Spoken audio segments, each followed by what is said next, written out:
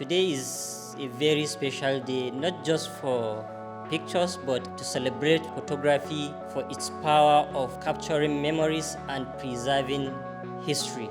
I want to remind you that we plan today so that we can connect with each other, we learn from each other, and then we create together as a community. Whether you have been shooting for long or you are just starting, today is for us also. Feel free and have the most of today, please. Kaduna State is a state that is filled with creatives, but somehow it's very less likely to see us gather in one place like this. So as you all already know that there is power in unity.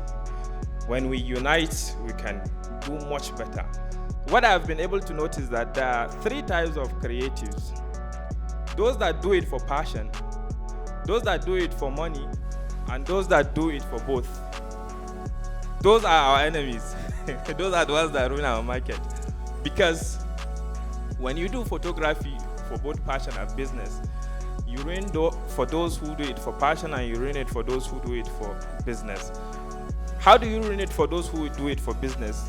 Most of the time, you don't have the ethics that it takes to represent photographers as an occupation. I've seen a lot of people actually attaining fame and not leveraging from that fame. You see, fame is a curve.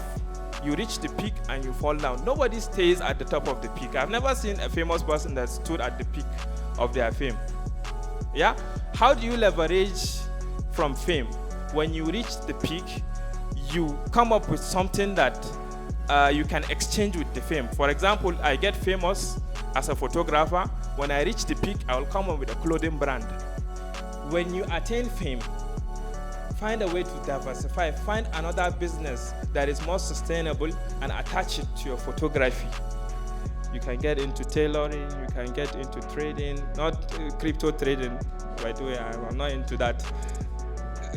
I mean, cameras are a trade. AI now is taking over a lot of industries. Some people just sit back and complain or nag, AI is taking over our job. Some are integrating it into their job. So it's not an option. The fact that developed countries are making it a necessary part of their curriculum shows us that they have seen something that probably we have not seen. And we have to use the opportunity and see through their own eyes. It's a risk-free decision. We have to integrate AI into our daily work.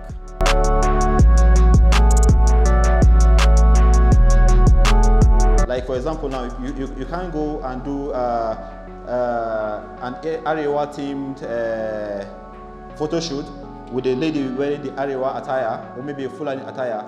Then you go and carry an Igbo themed background, place out there. That's not a good composition. You need to look for elements that tells the Arewa story. It's more about our subject and less of the background, right? So we can get our lighting where we have her this way and then her shadow being on the backdrop. It's also another creative way. We can either have it this way where the backdrop is not showing at all. That's around this way. So I want to maintain just head and shoulders. Is any of you confused about why you use different focal length lenses? Let's say why choose 35 over 50, why choose 50 over 85, why choose 85 over 105, why choose 105 over 200. So point is, you can shoot with your speed light and achieve good results. It might not be the exact same thing, but trust me, you get good results.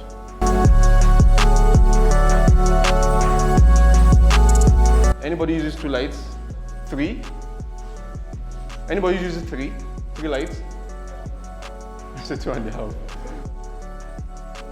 This is usually my key lights, like 99.9% of the time. This is the main light I use. Then I just do backlight, and what I ask for a reflector is, in my studio, is this guy reflector and backlight. That's about it. Sorry, do you notice how I said please now?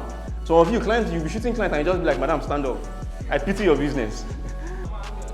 These things might sound a bit trivial, they are little key details, but it's something I've learned from experience.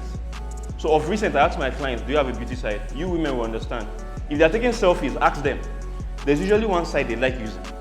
I've taken pictures and the client told me, I don't like the way, the side I was facing the camera because that's not her beauty side according to her. So point is, yes, sometimes it doesn't really matter, but if you can, it saves you a lot of stress and it makes your pictures better. If you notice, I switched because I asked her, where does she prefer?